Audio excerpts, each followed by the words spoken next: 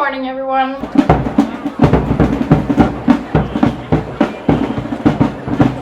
I'm Clara, I am 22 and I'm from Germany, now Berlin based, so in the capital.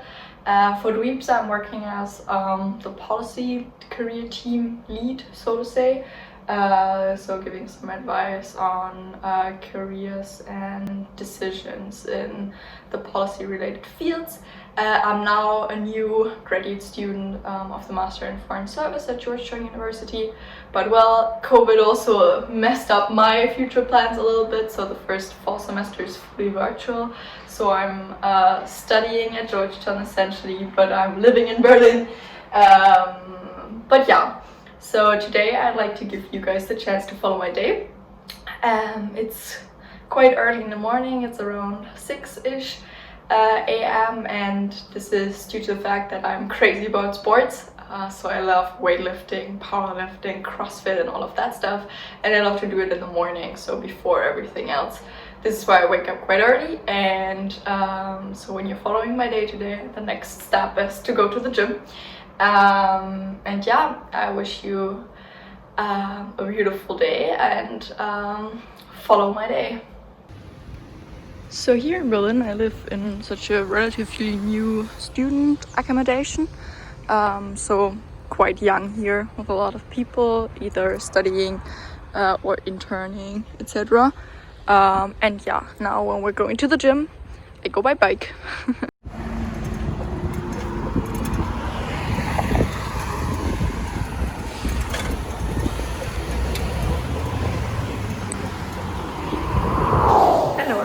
So we're now at the gym here. Of course, during peak times of COVID, the gym had closed, but they reopened at the end of May, June approximately. But of course, as you saw from the signs and everyone else, you're supposed to wear a face mask all the time or cover your mouth and nose.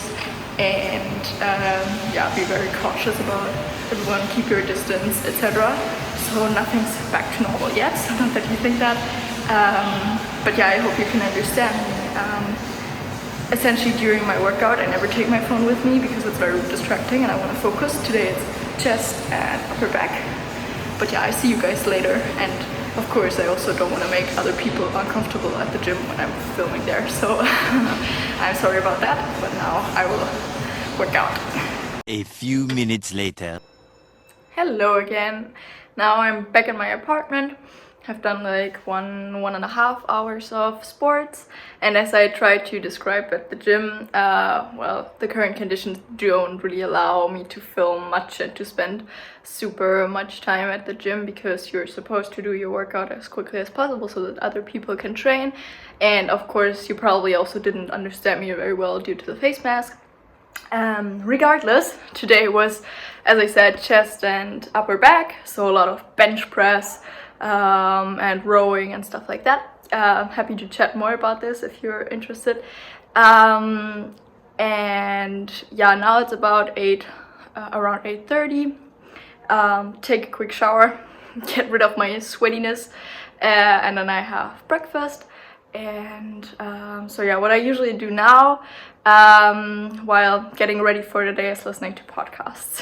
So news, getting into the day, getting to know what's going on this week in international politics and local politics. And yeah, in case you're interested in that, I can also give some recommendations. But now let's get finally ready for the day.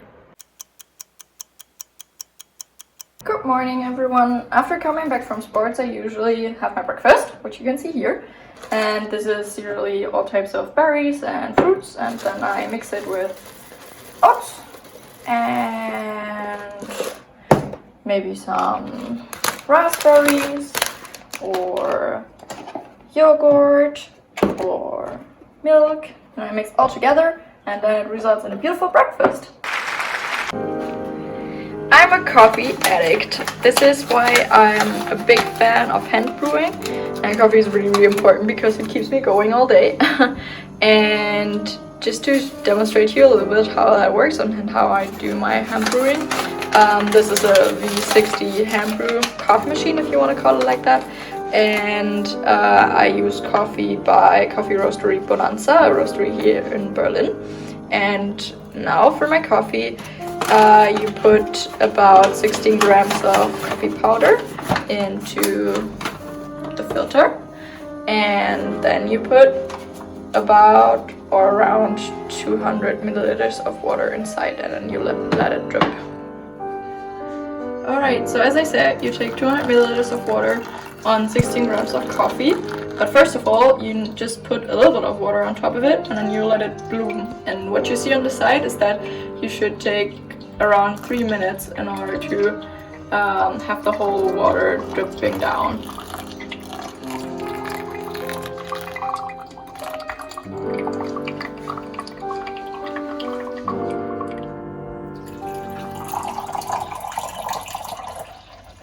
I actually now wanted to dedicate some time to explaining to you what I'm doing right here in Berlin. So to summarize it briefly, I had a quite wild summer due to COVID because I was actually planning to start my graduate studies at Georgetown University in Washington DC now in the fall semester, and this whole period of time was characterized by the question of whether I can go or not. And in the end, I decided to do my first fall semester fully virtual, which is why my laptop is also that important to me. And usually my day starts with, not essentially with studying, but with my part-time job that I'm still doing.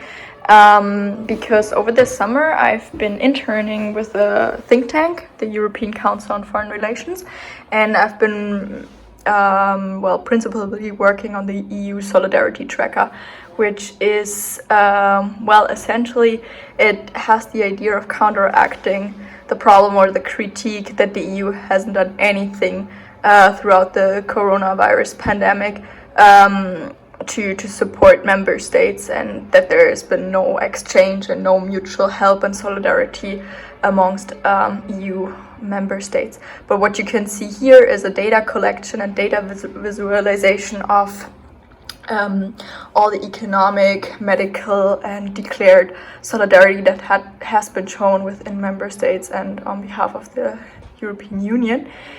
And what I'm doing is essentially the data collection that is all behind that. So I fill out and complete large Excel sheets with data and news that are coming in. So I start off by reading every morning all the news and filter out those actions by either member states or the European Union itself and its institutions that demonstrate how much solidarity has been shown. Many hours later.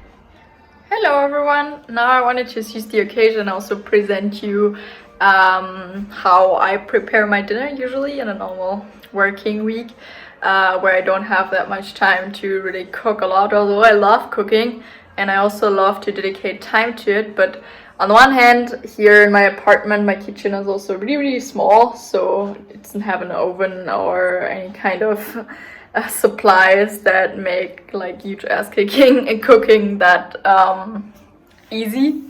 So I will show you my go-to dinner if I don't have much time.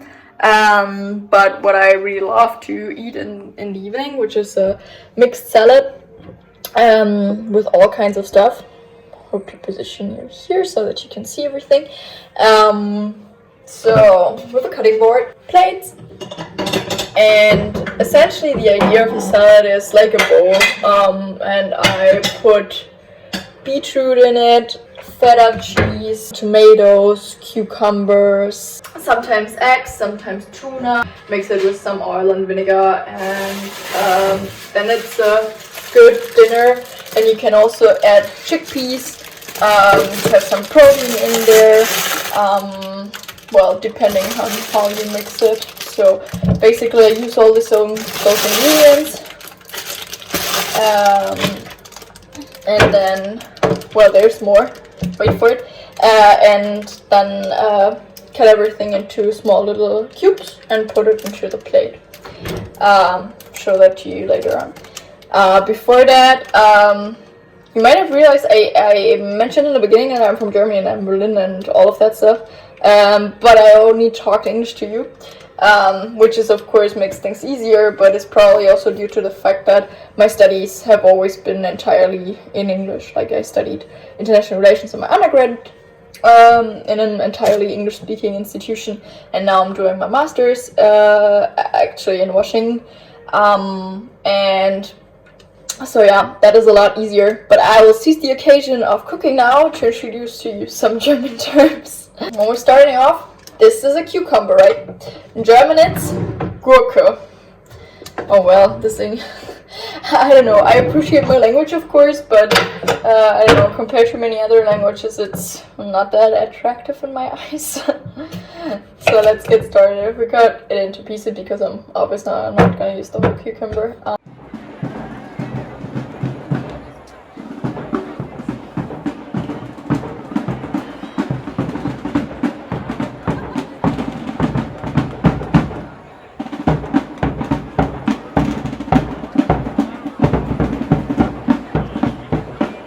But we will continue with the small little German class. So that was Gurke, die Gurke. We have 3 articles in German, der, die, das.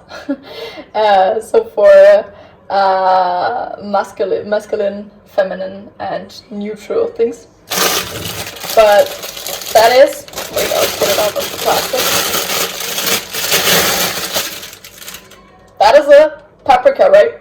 And it's super easy, it's paprika. Die Paprika. And then here, tomatoes is Tomate singular and Tomaten. Die Tomaten sind plural. It's plural. What do we have? Oh well, I'll show you something difficult, beetroot. Which is... There you go. I bought pre-cooked beetroot. But beetroot is rote Beete. Auch die rote Beete. Funnily enough, somehow all the vegetables are feminine. Show you something masculine. Well, for instance, what I like to put on top in the end is kind of a yogurt cream cheese-ish thingy. And that would be der Frischkäse. So cheese is Käse, and Frischkäse is kind of fresh cheese, I guess. So cream cheese. So yeah, that was the German lesson. I'm gonna cut everything and then I show you the result in the end.